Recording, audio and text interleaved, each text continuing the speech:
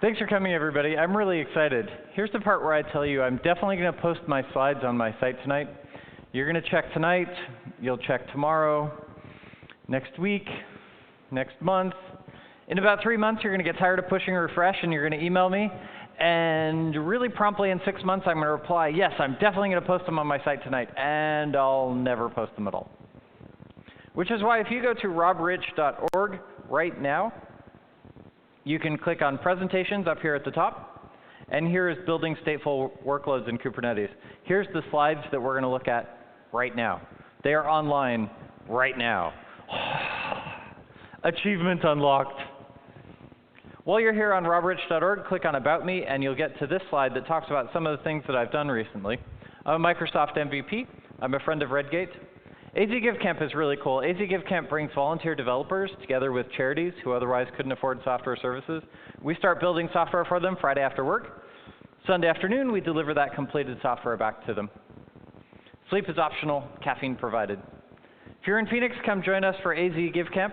Or if you'd like to see a GiveCamp in your area, then reach out to me and let's see what we can do to get a GiveCamp in your city as well. I do similar things. I do Git and documenting with gitgrit.com. And so if you like what you see today and you'd like to see this in your organization, reach out to me and we can definitely make that happen. One of my claims to fame, the thing that I'm most proud of, is that I replied to a .NET Rocks podcast episode.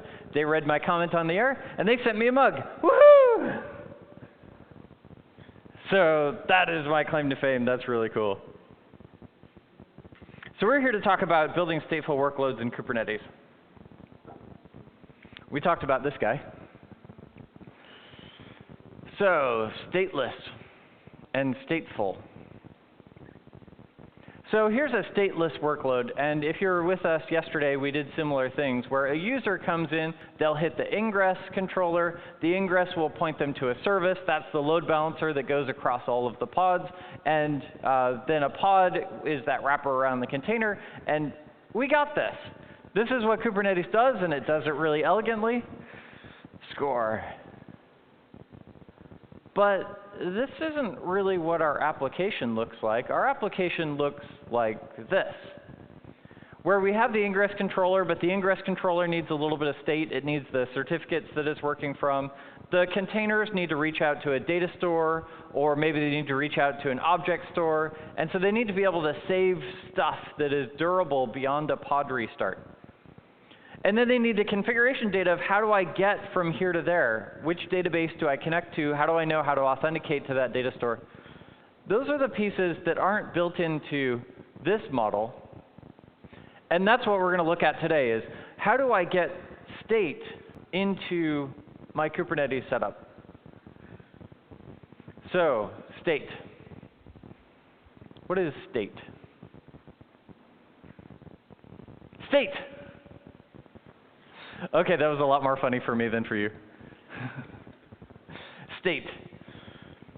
So state, it's persisting things beyond the current lifetime. Now that lifetime could be a request or a response. The lifetime could be a machine restart. The lifetime could be a function call. Our goal is to persist data beyond that immediate lifetime. So what types of state do we have? Well, we have configuration data. We have secrets, the connection string to our database. We had databases. We might have file stores, or like an S3 bucket where we're trying to upload files to. And then we might have stateful services, where we have a cluster of machines that need to communicate with each other to keep their service up and running. And let's dig into each of these.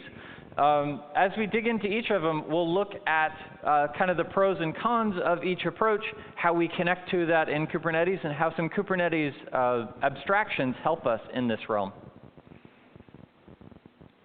So singleton services. That one kind of needs a little bit more explanation. What I mean when I talk about singleton services is a thing that keeps going and that needs to be able to communicate among itself. So I may have 3 nodes in my Kafka cluster, and I need to have all 3 nodes, or a subset of those, to be able to build quorum across my Kafka cluster. Or I may have a database where I need 8 or 12 nodes to be able to partition my data correctly and keep it highly available. These are those singleton services where I need to have machines that work in very specific ways, and the machines need to be able to communicate with each other in very predictable ways. Any questions so far on state?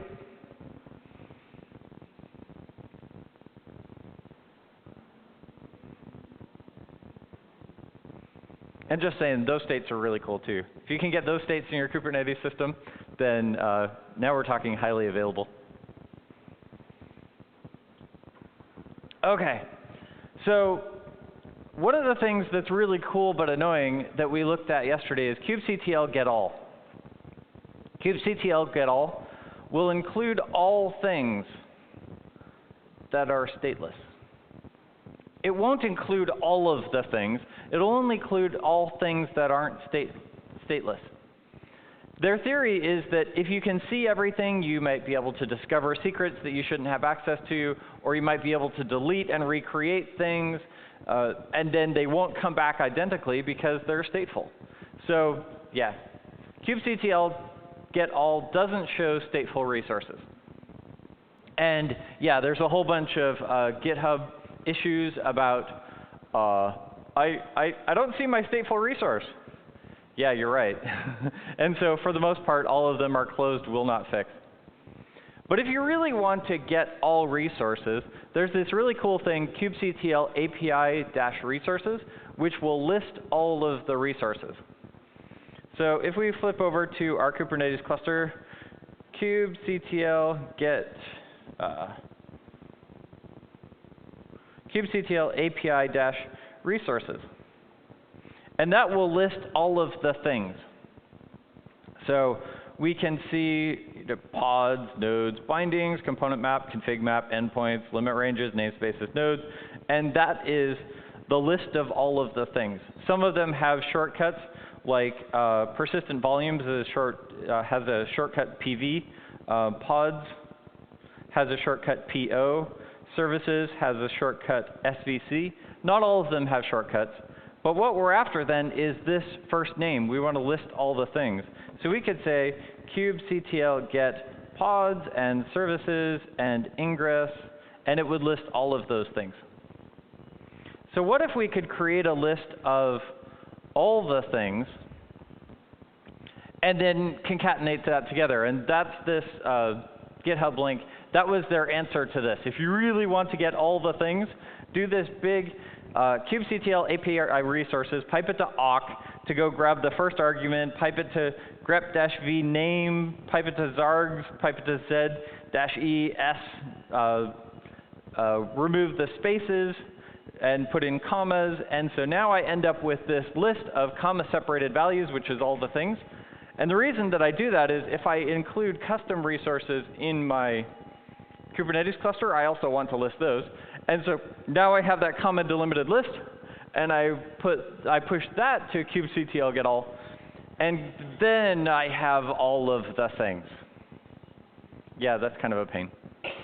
So as we talk through all of these stateful things, you'll then say Cubectl Get All, and you won't see them. Bummer. OK. So the punchline, many of the things we'll see today aren't in Cubectl Get All. A bummer. OK, first stop in our stateful journey, volumes. Now in Docker land, I just say, hey, I would like to create this volume. I want to attach it, and life is good. I can either choose to make that persist into a store that I want, or I can let Docker manage it. And we'll see a similar mechanism here inside Kubernetes. I'm after file storage. Where do I store files that I want to upload? I could choose to use this to share between pods. Maybe I want to have that place where I'm uploading all of the profile pics. Or I may choose to just make it durable storage. Here is the place where I'm storing that backend database file. Now the bummer part with volumes is that file locks don't work. And that kind of makes sense because a file lock is specific to a machine. And this is a symlink off to somewhere else. So it's a file lock specific to my container, not a file lock specific to the data store. So a second container connecting to that data store is going to get a file lock on its machine, but not on that data store. So it's possible, if I mount the same volume into 2 pods, that I could overwrite the same file by accident. It's common practice for us to create different volumes for different pods to try and keep that separate. OK, so how do I do this in Kubernetes?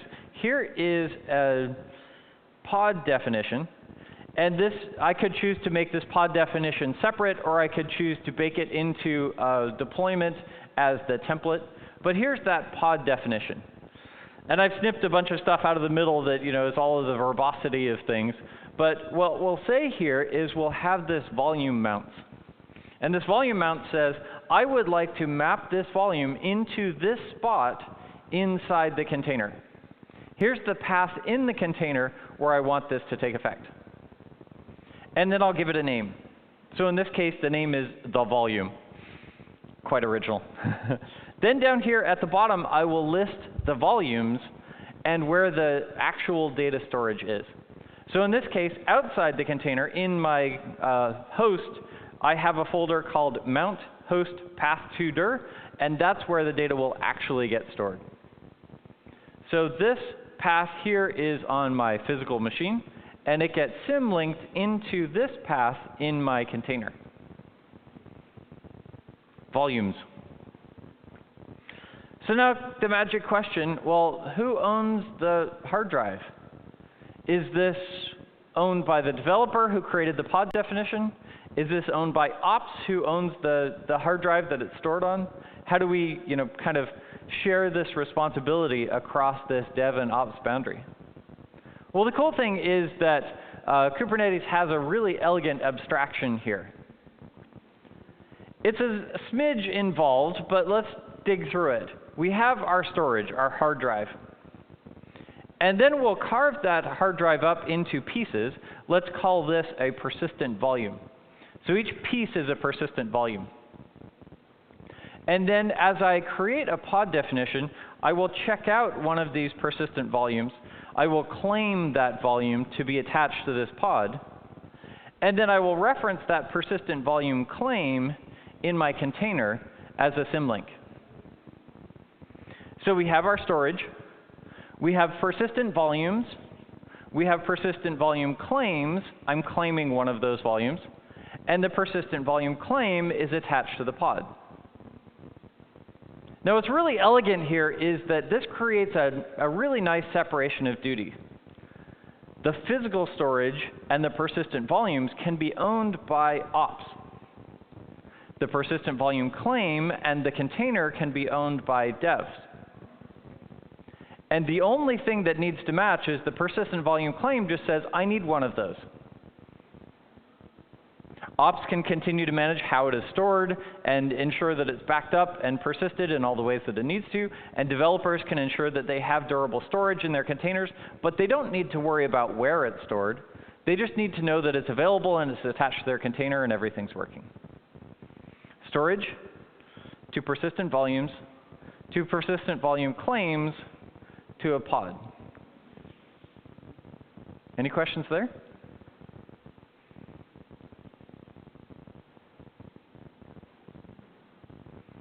So this creates that elegant separation between dev and ops, and we'll see similar abstractions as we go through other Kubernetes elements. We have the ops side of things that allows ops to lock down the actual persistent storage, and the dev side of things which allows them to just claim one and hook it into where they need to. Trying to get dev and ops to agree on what is this path. Is it path in container? Wait, did you typo container to dir? Wait, that wasn't the file. Oh, we upgraded it, and now the path is different. And that's why we have this separation, where ops can own this side, and devs can own that side.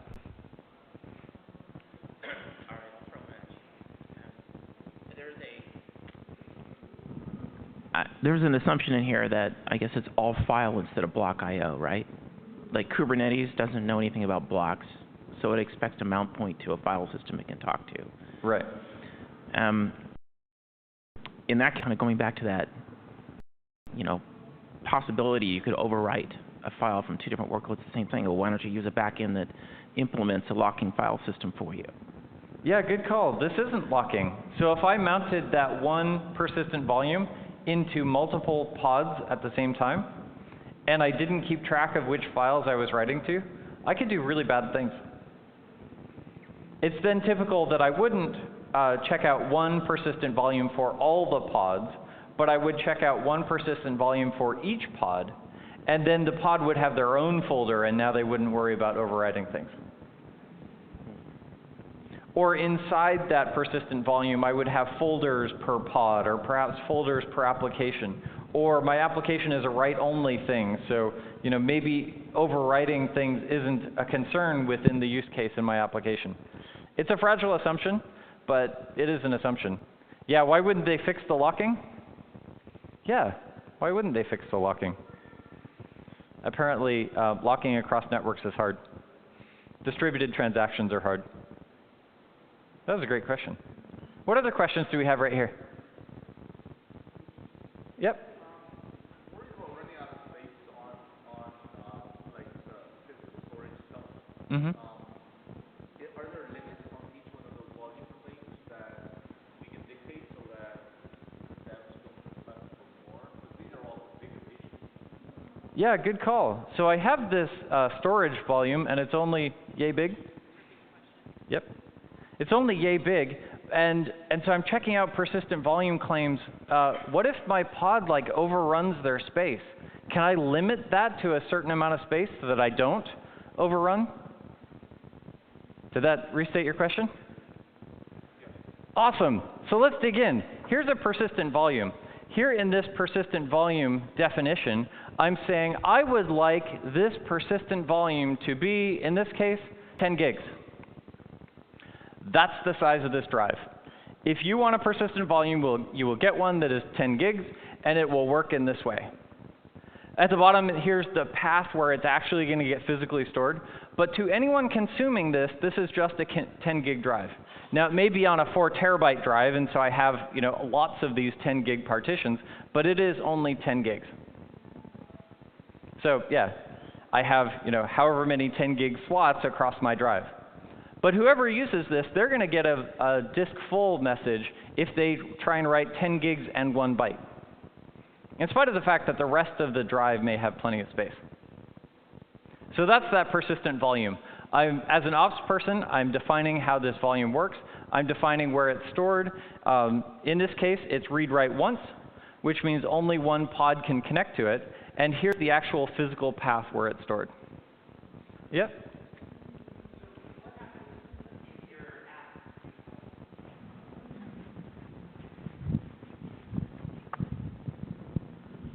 So what happens when your app, let's say one pod uses 10 gigs, and when you first scale it out, you only have 3 pods. Great, awesome. But then you scale it up to 3,000 pods, and you consume all of the available storage. Is it hard provisioning those 10 gigs, or is it thin provisioning, or is there any control of that? Good call. Can I over-provision based on I think that they won't all use the 10 gigs? That depends on your storage provider.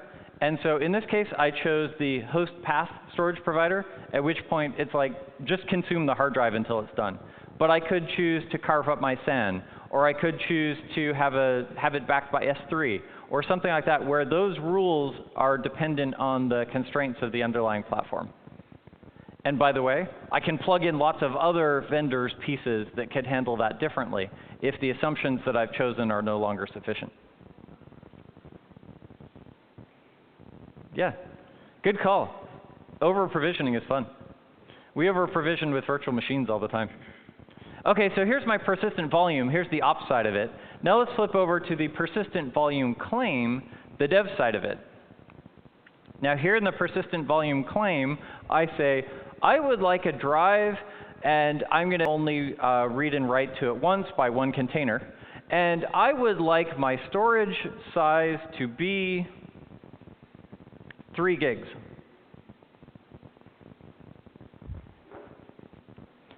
So I have this persistent volume claim. I would like a drive that is at least 3 gigs.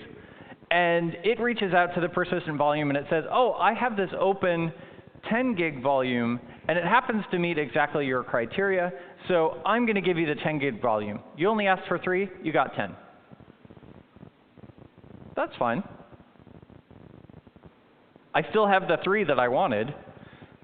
There's also a mechanism for creating a storage class, which will automatically create the persistent volume to exactly match what you asked for. And so that could be a really elegant way to pull in the pieces that you exactly wanted. But here's that persistent volume and the persistent volume claim. So the persistent volume lives over here on the ops side, and the persistent volume claim lives over there on the dev side. And the devs can say, I need at least this much, and ops is able to provide that content. That creates a really elegant, and so then how do we hook that into the pod? Here's our pod definition. And so we just say down here in the bottom at the volume section, the top as we're mounting the volume mounts, that's exactly the same. But down here at the bottom in our volumes section, we're just going to say, hey, this persistent volume claim is named PV claim. And because my persistent volume happened to be named PV claim, that's how I know that that's the persistent volume claim that matches this pod.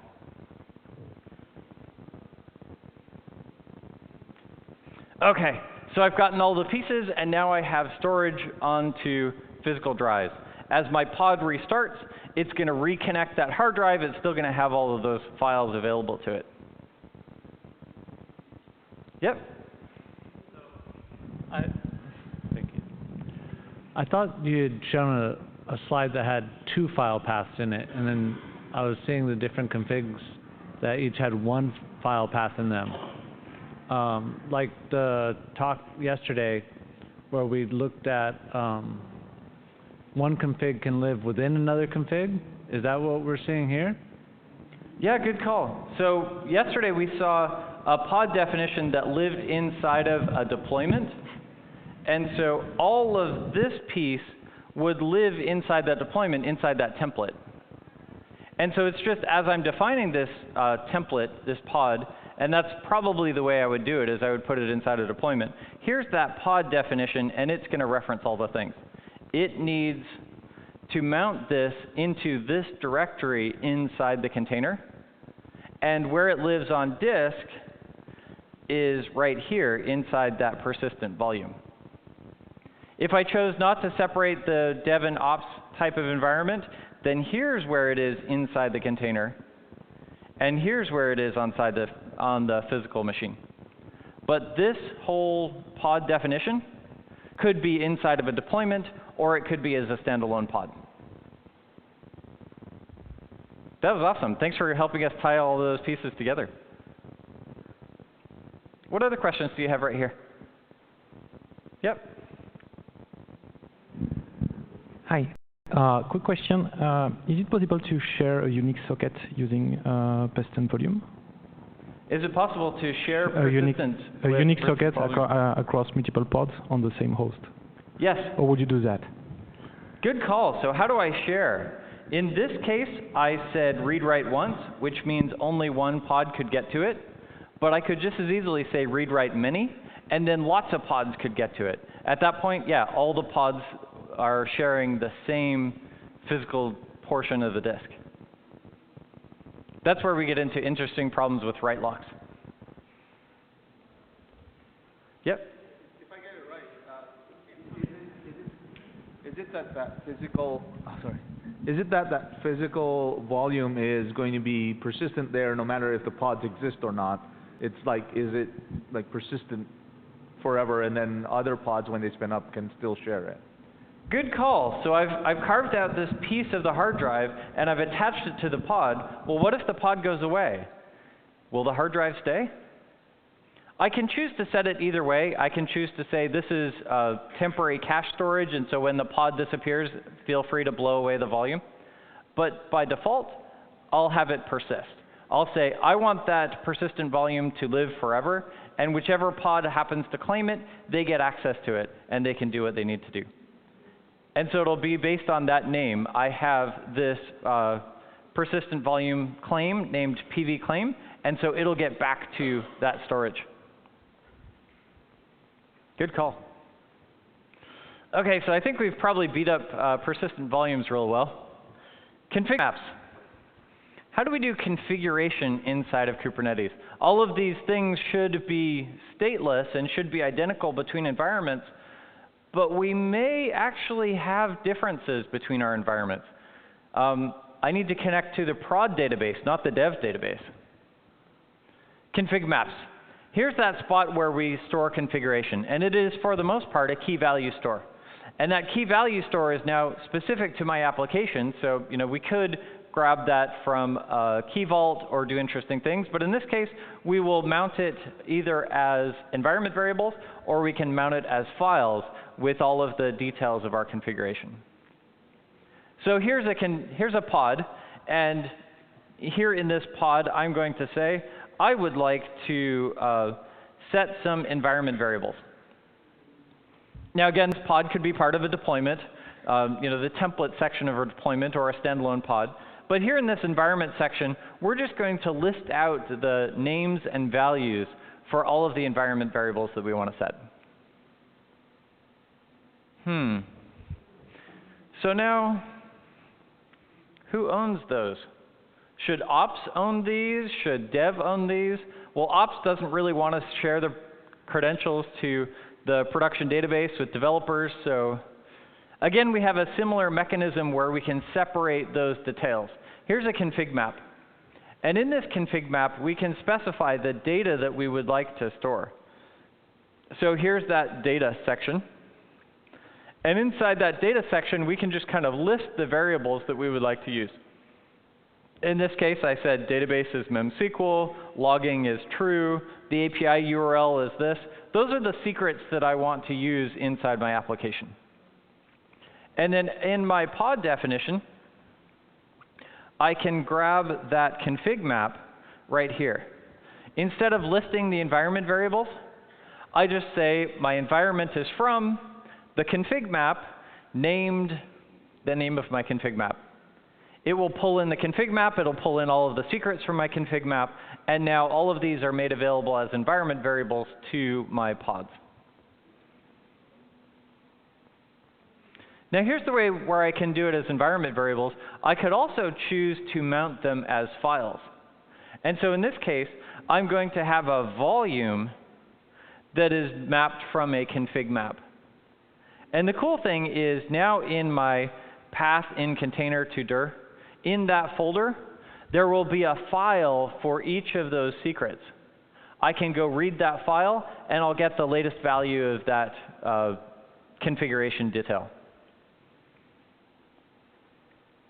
So now they're not just kicking around as environment variables within my container. I actually have to know that they're there, and I have to go read them. Maybe I'll put them in Etsy secrets, or maybe I'll put them in whatever directory makes sense for my application. I can then go read it, and I'll get the value of that configuration.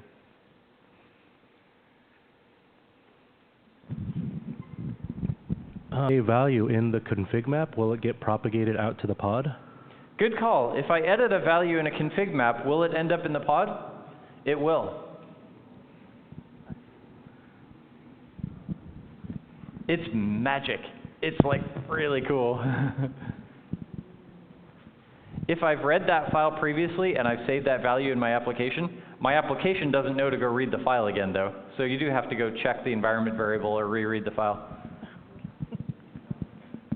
That was awesome. I restated the question before the question. On the way to the question. That was pretty sweet. OK, so some of our configuration is secret. Yep. Back on config map, is the master or the etcd or whatever it is above the pod level maintaining the state of all these config maps for all services that are running in the cluster? Good call. So etcd is the database that keeps track of all of the particulars of Kubernetes. Is that the thing that's storing all of these configuration details? Yes, exactly.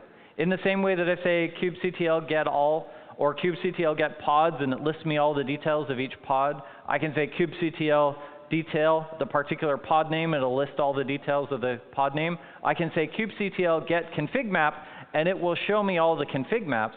Or I can say kubectl describe a particular config map, and it'll show me all of the details that I put into that config map. All of that is stored in etcd. Can you use namespaces to isolate config maps? Good call. Can I use namespaces to isolate config maps? Yes, I can. As I include this, as I apply this config map into Kubernetes, it's applied into the namespace that I've specified, either in my definition here, or probably in that I've specified on the command line as I apply that YAML file into Kubernetes. So that begs the question, so all of this is just kind of stored in etcd. But the credentials that I needed to connect to the database, I'm not really thrilled that they're just kind of there for anyone with a kubectl that just wants to pull those off. I want to store these secrets more secret. So we have secrets, and with these secrets we can do some interesting things. We may choose to store connection details to external services. We may choose to store API keys and secrets here. And all of this is encrypted at rest inside etcd as of Kubernetes 1.13. That isn't that long ago. Before that, it was encrypted as base 64 encoded. Oops. I was waiting for the CVE that pointed that out, but no, it wasn't a CVE. They just chose to encrypt it at rest now. So yeah, how secret are they? If you can get them off into a key vault, they will be more secure. But now your application has to know to read the secrets out of the key vault. So this is secret-ish. OK, so how do I create these secrets? In this case, we're not going to use a YAML file. We're just going to define these inside of kubectl command, because to put it into YAML file, we have to pre-base 64 encode it, and that's hard. So kubectl create secret. Here's the secret name, generic, and then here are all of the keys in there. I want this in the generic secret thing. I'm going to create a key called db connection, and I'm going to use the literal from literal. So I'll say username equals dev user, and password equals password. And now I've stored these secrets inside that secret object named db connection. Now in my application, when I go look for, what is the db connection, I can get at that username and password and be able to connect to my database. So that's how we've defined the secret. How do we consume the secret?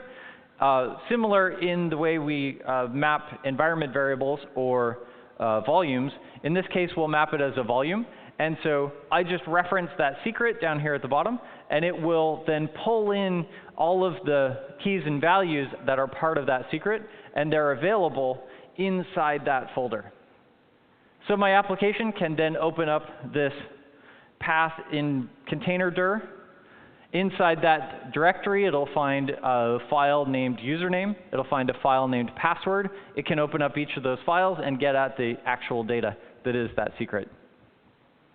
Alternatively, if I want to do that as environment variables, I definitely can as well. Here's my pod definition that may also be part of a template.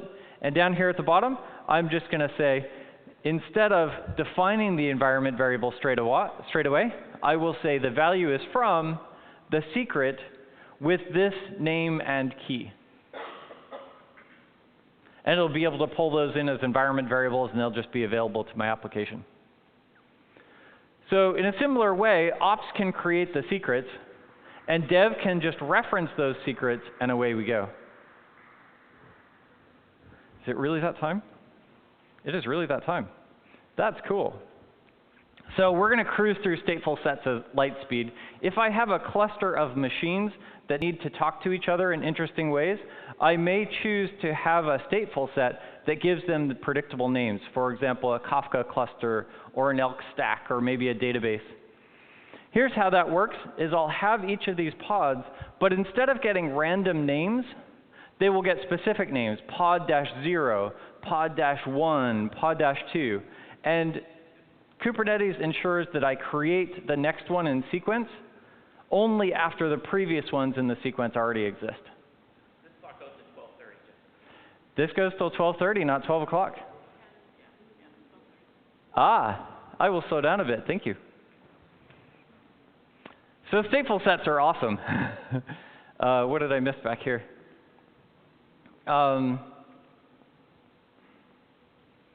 Because I have this stateful set, now I can get these machines as very predictable names, and I can start to communicate between these machines with predictable names. Well, you can think of this as a deployment, but a deployment that creates pods in predictable names in very specific sequences. So some example use cases, database, Elk Stack, Kafka cluster, those are all kind of great examples of when this technique would be useful. And here's kind of how that works. So I start off, the first pod that I create from this stateful set will be the name of my stateful set -0. Inside that pod is the container that was created as part of that. I'll create another pod in the stateful set because, you know, I said replicas equals 2. The next one is called stateful set name -1. And if I said replicas 3, it will then create a third one, stateful set -2. So now I have 3 pods in this stateful set. And I know that they are -0, -1, and -2. With that knowledge in hand, I can create a headless service over the top of it. And this headless service then allows me to communicate between the pods. Pod 0 can reach out through the headless service to get to pod 1, or reach out through the headless service to get to pod 2. Similarly, incoming traffic can just get routed to whatever pod they needed to in the way normal services work. But this headless service, I must create the stateful set, and I must also create that headless service to be able to allow communication between the pods in a stateful set. So here's an example of that stateful set, and it looks a whole lot like a deployment, which is, you know, really cool. Here in the spec section, I'll create my selector that identifies the labels that I'll use to match into those pods. In this case, I said replicas is 3. I would like 3 pods in my thing. And then here's that template, that pod definition that defines how my template is built. And for the most part, everything under there is just normal pod stuff. Now, I may choose to also put in volume details or environment variables. You know, typically when I have a stateful set, it's because I want to store state.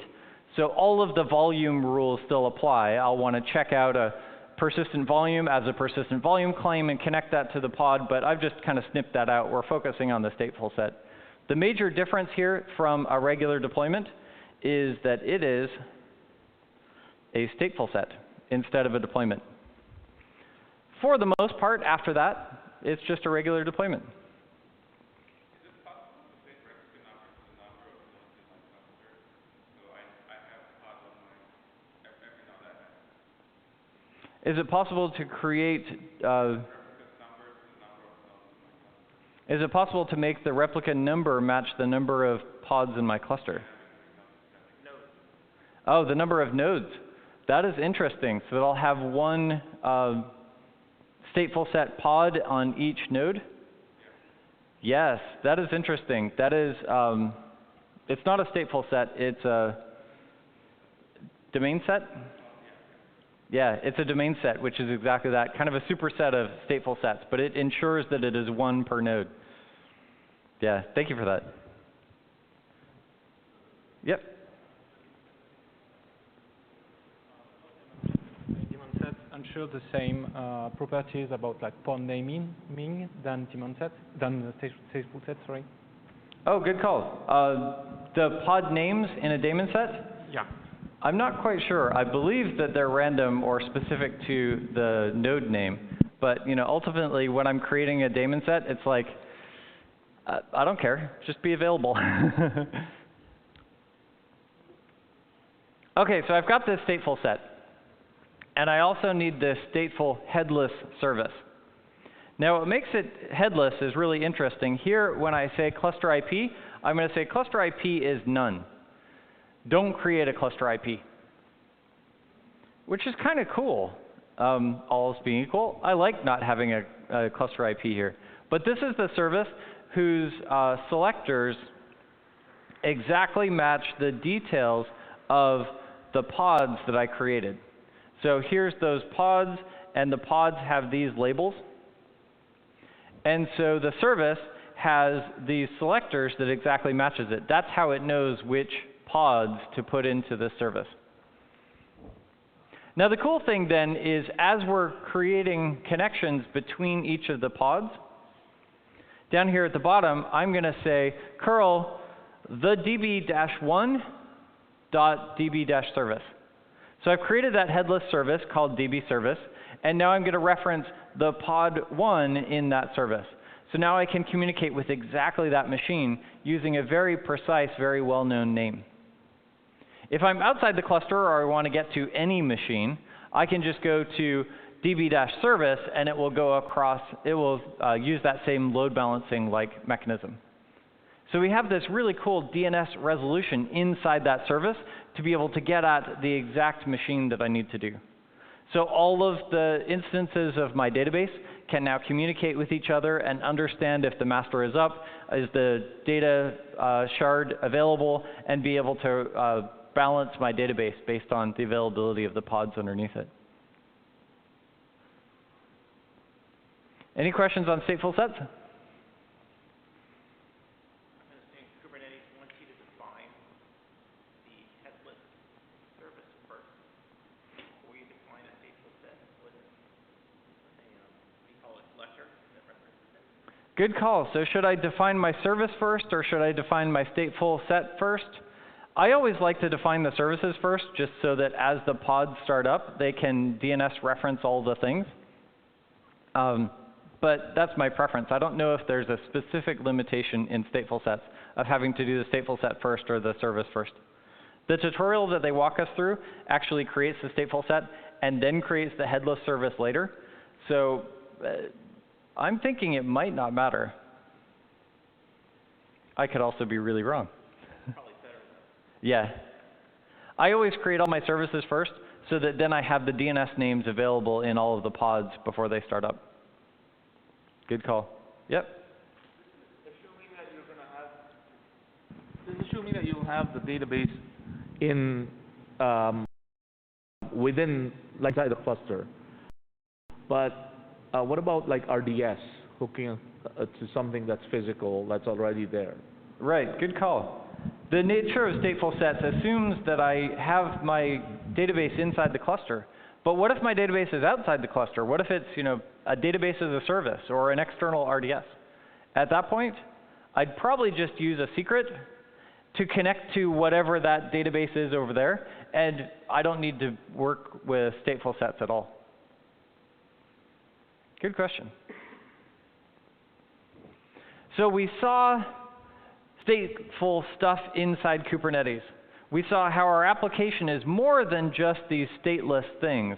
We still have ingress going to service, going to pods, load balancing across them, but we also have interesting things.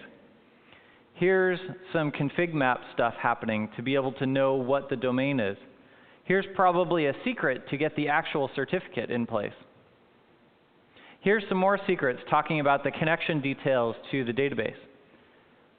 Here's some more config maps that may talk about how to find that data store.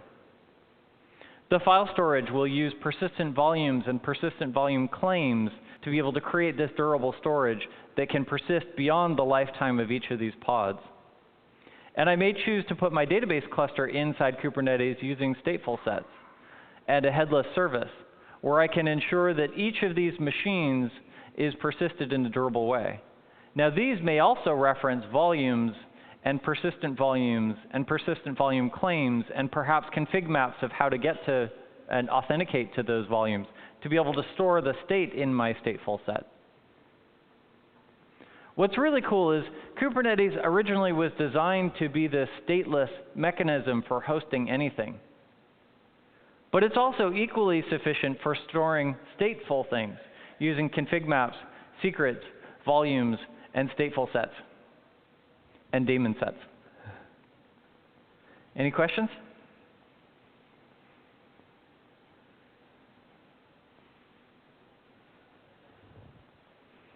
Thanks for coming.